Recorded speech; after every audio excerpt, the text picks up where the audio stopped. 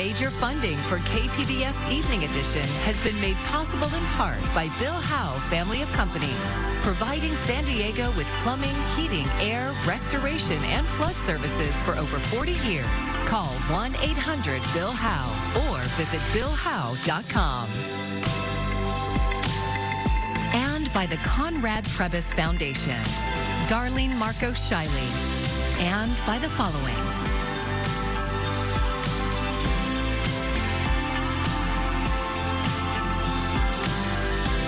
By viewers like you. Thank you. Thanks for joining us. I'm Maya Trabulsi. Protests against the Trump administration are taking place across San Diego County today. KPBS Metro reporter Andrew Bowen is live at Waterfront Park, where one of those protests is just getting started. Andrew, tell us what the scene is like. Well, Maya, as you can see behind me, there are several hundred people here already. They're chanting slogans. There's been some music playing.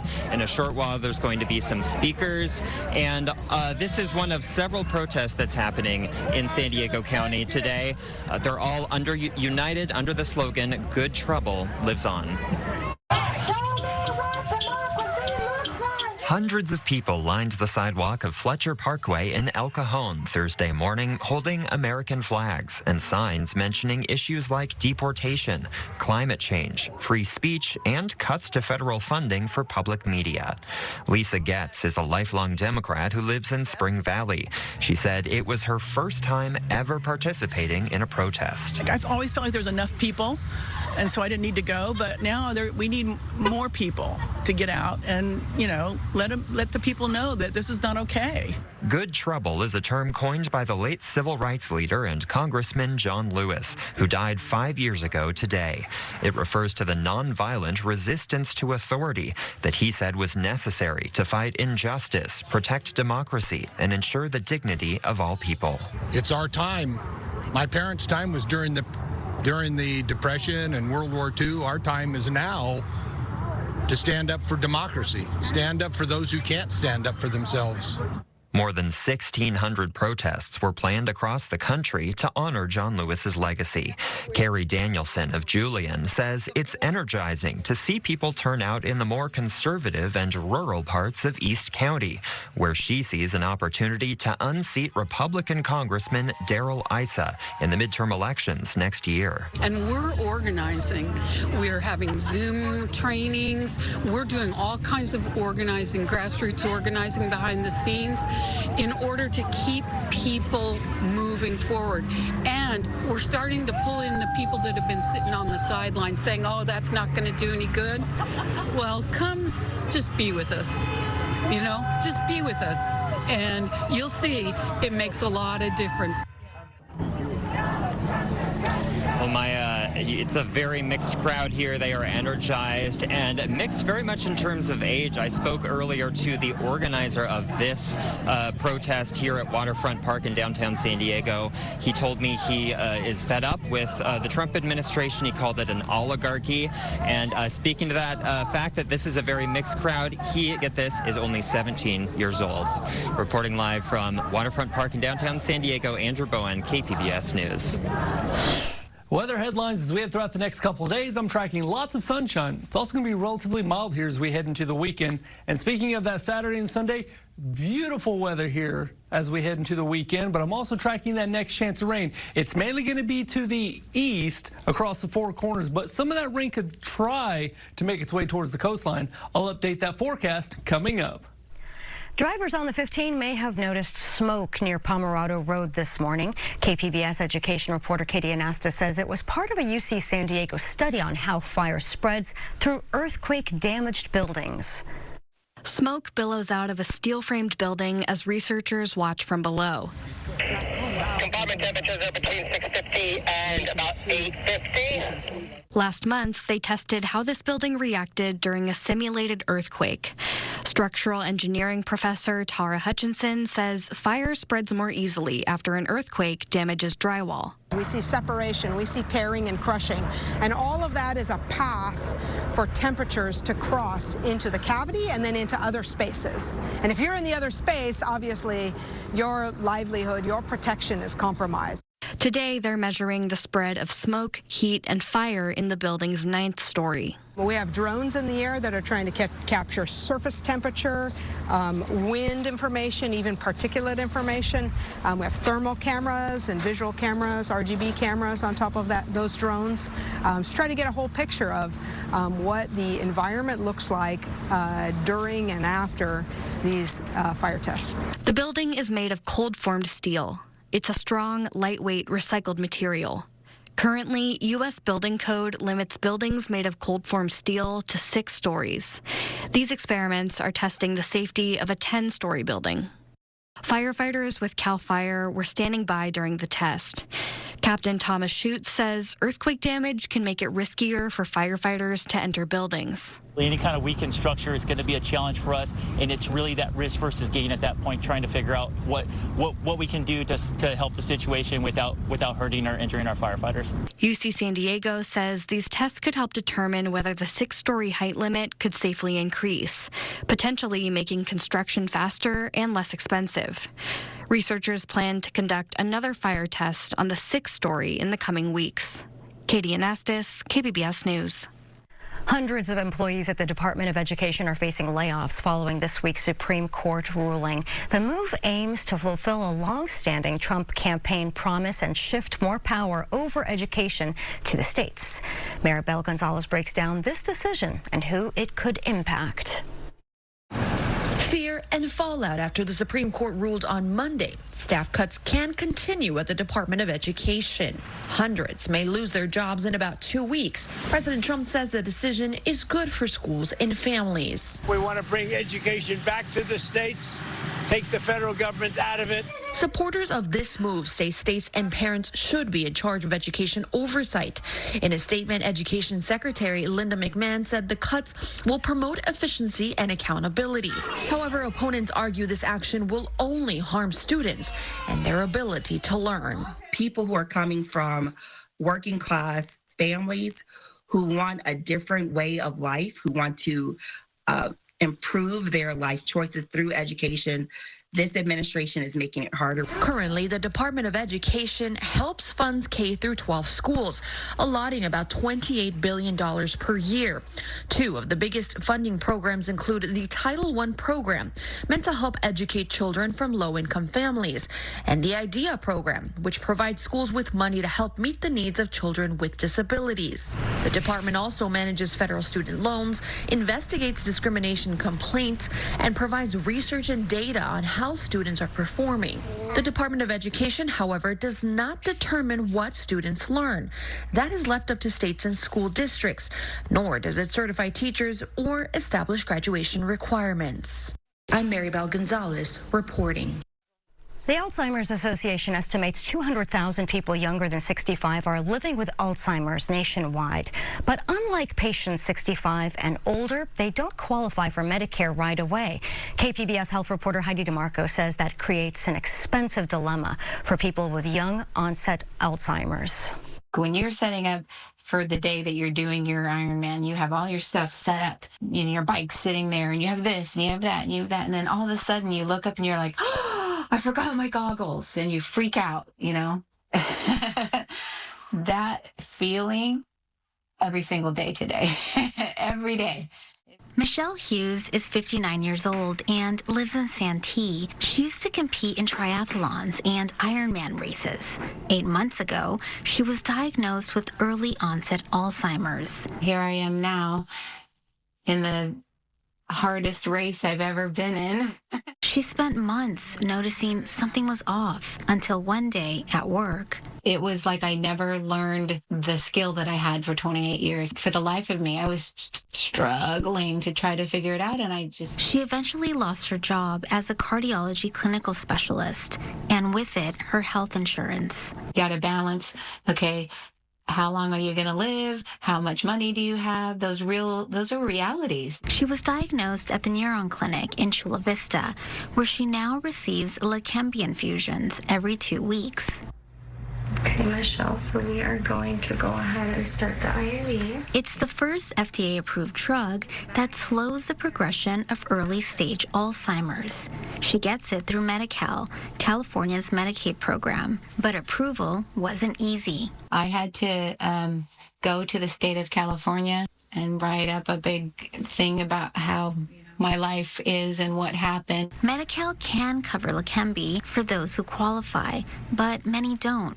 That's because people under 65 with a disability like Alzheimer's must wait 5 months to get Social Security disability insurance, then another 24 months before Medicare kicks in. But we know that there are 2 exceptions to that rule, end-stage renal disease and ALS. Jim Taylor leads the advocacy group Voices of Alzheimer's. He says nearly 100 patients signed a letter to Congress this year asking lawmakers to add early onset Alzheimer's to that list, so that they can begin treatment as early as possible and as effectively as possible. He says there's no congressional opposition so far, but it will come down to cost. 3 years worth of therapy would buy me 1 year of stability. So that's 1 year I can stay at home. That's 1 year potentially I get to keep driving. Dr. Eric Perkins is a neurologist at Sharp Health. He says early treatment is more critical for this age group. There would be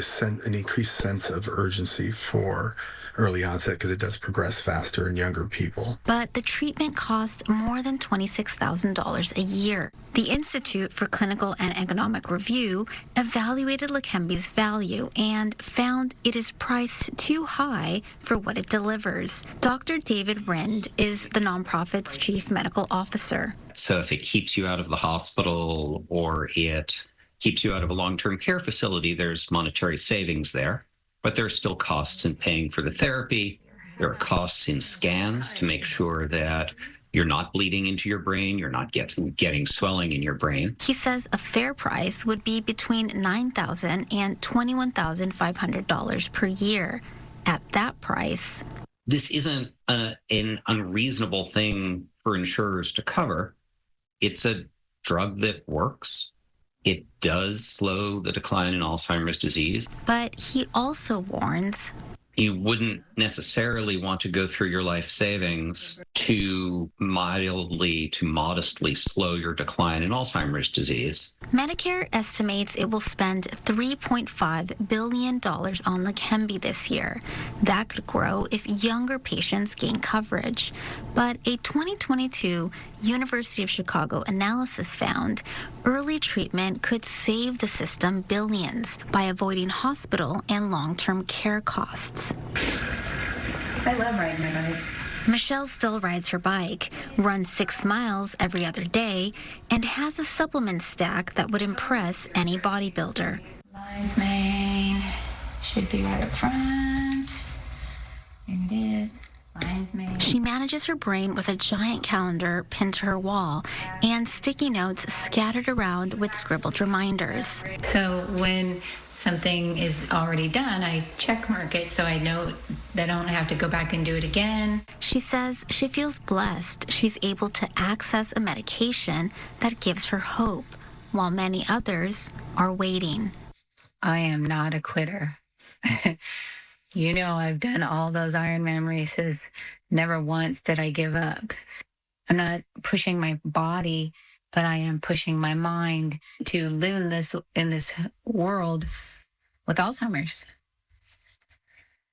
This is the only way I can, or I get lost. Still, she's determined to stay in the race for herself and for those behind her. Heidi DeMarco, KPBS News.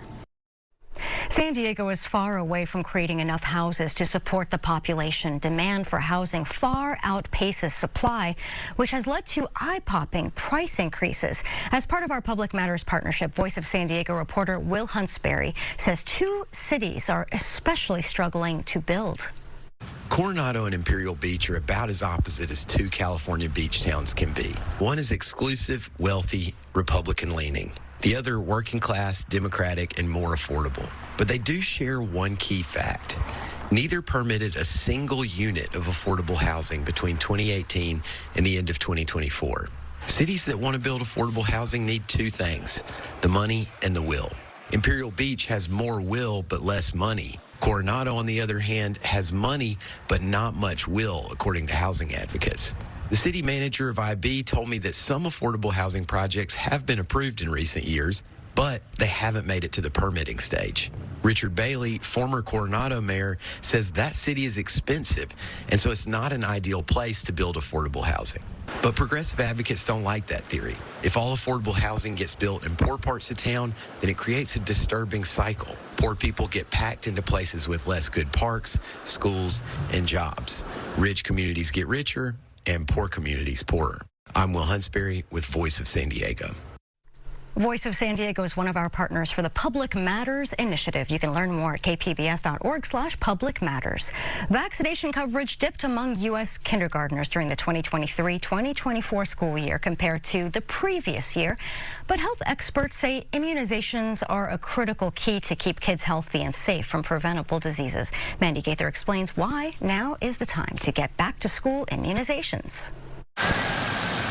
Yes, we know it's still summer, but before you know it, school will be back in session. And health experts say now is the time to make sure your students' health is protected. Make sure they're up to date on their vaccinations before heading into school is something to start thinking about now so we're not caught at the last minute trying to get this all done. Family physician Gretchen LaSalle says it takes a couple of weeks for children to build up immunity after immunizations. Developing it before school starts reduces the risk of the child contracting preventable diseases during the school year. Our 4 to 6 year olds, when they're first starting kindergarten or first grade, have a variety of vaccines that they need to be caught up on so they're prepared to enter school in a healthy way and not have to miss school due to vaccine preventable illness. That includes vaccines for diphtheria, tetanus, chickenpox, polio, whooping cough, measles, mumps, and rubella. Then, after school starts in the fall, LaSalle says there will be seasonal vaccines to consider. Those include flu and the updated COVID-19 vaccine. A very large majority of physicians and scientists still stand very firmly behind our traditional vaccines and our seasonal vaccines. It's the best way to keep kids safe and healthy throughout the school year. For Health Minute, I'm Mandy Gaither. Did you know that San Diego is home to the smallest book ever published? If you've ever seen a miniature book, this one is much, much smaller. When historian Rick Crawford was in charge of special collections at the San Diego Public Library, he brought it out for Ken Kramer and all of us to see. If you want to see it, you come up here to the 9th floor of the Downtown Central Library into what's called the Hervey Family Rare Books Room. The room gets a lot of attention from the public. They get off the elevator and they come in here and we get a lot of traffic during the day. People like to see all these examples of fine books. Really rare and wonderful books from the collection of Mr. Julius Wangenheim, who made a name for himself in San Diego real estate and banking, and whose family donated them after his death in the 1950s, gave them to the library. We have Babylonian clay tablets that are 4,000 years old.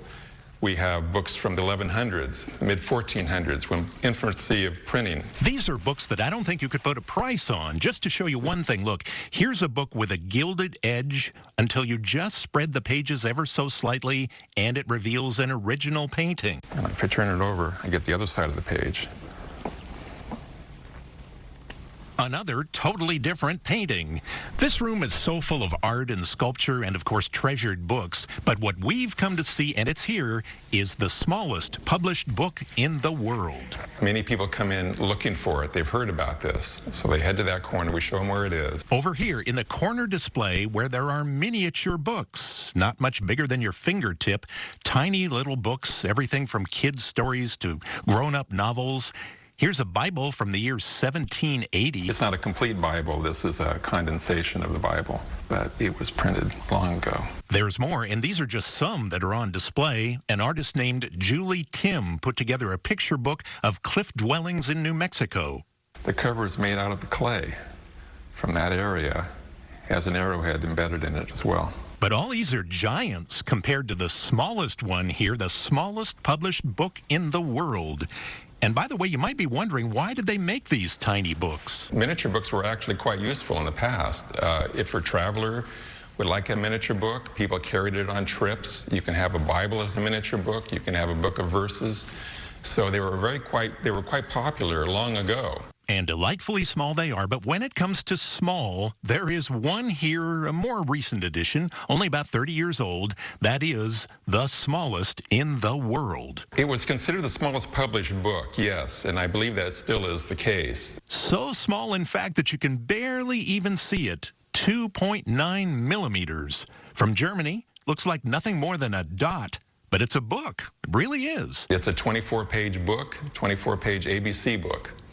So it's quite unique. Okay, we don't have a microscope, but under a magnifying glass, if we zoom in, you can just kind of see it. It's sitting in a little hollowed-out space in the foam. See the cover and the pages?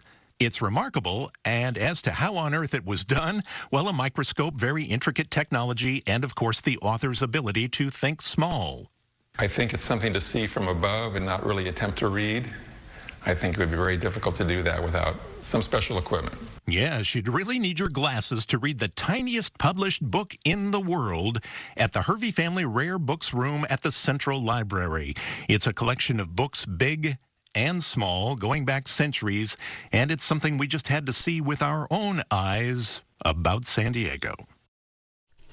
Ken Kramer has a half hour of stories every week about San Diego. You can see them Thursday nights at 8 o'clock right here on KPBS.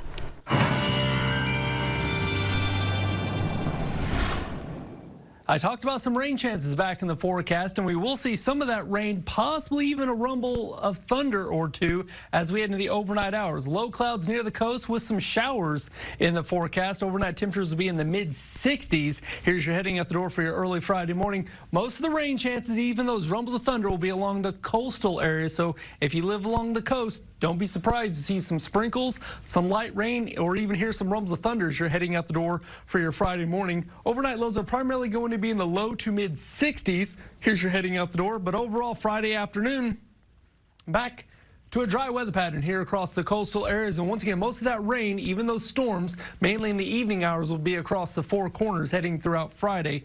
Temperature-wise here for your Friday afternoon, we'll see primarily a mix of 70s, warmer 80s here along the interior, and some triple digits there along the desert areas. But then as we head into Saturday, it is going to start to warm up across the central California basin areas. But overall, Southern California, dry conditions, warmer conditions persisting in the forecast. Here's an updated look at that Coast 5-day outlook, your extended forecast. And if you like sunny skies and highs in the 70s, then you're going to love my forecast here as we head throughout the weekend. Best chance of rain will be early on Friday. After that, doesn't really look like we're going to see much rainfall chances here as we head throughout the weekend. Overnight lows will be a mix of mid-60s.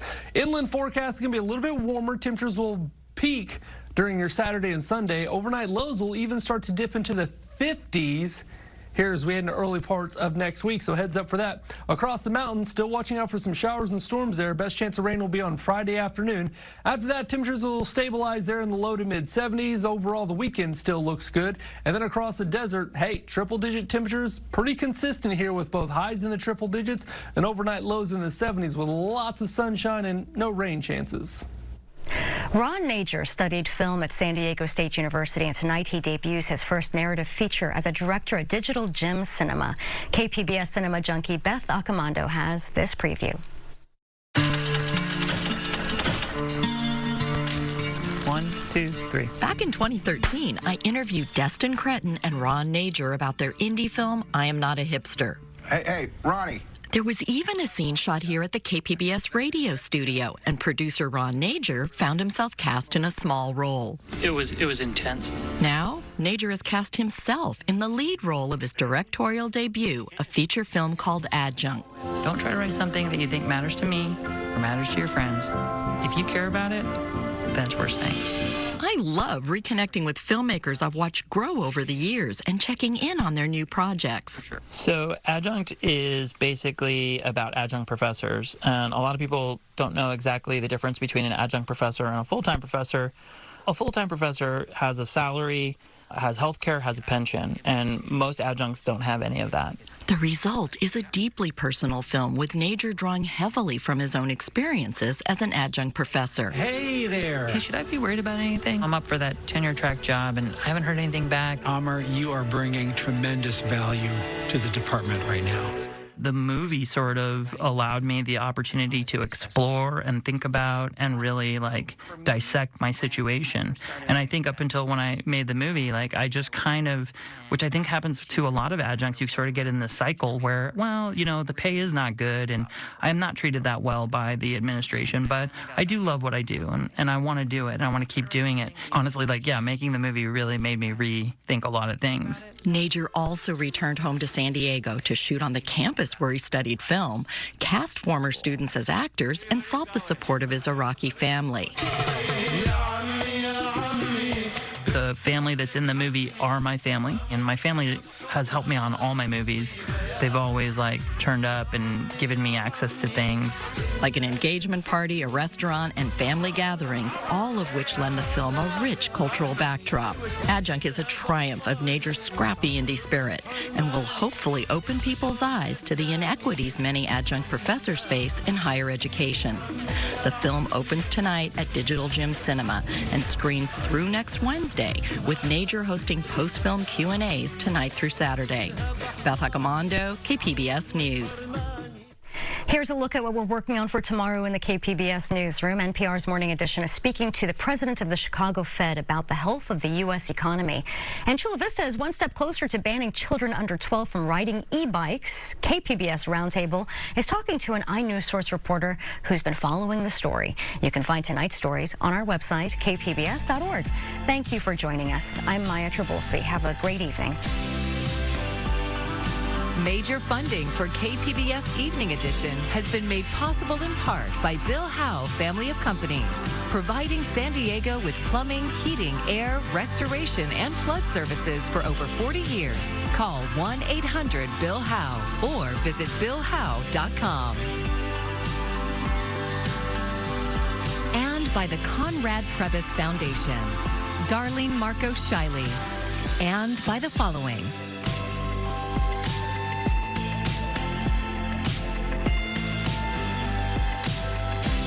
And by viewers like you. Thank you.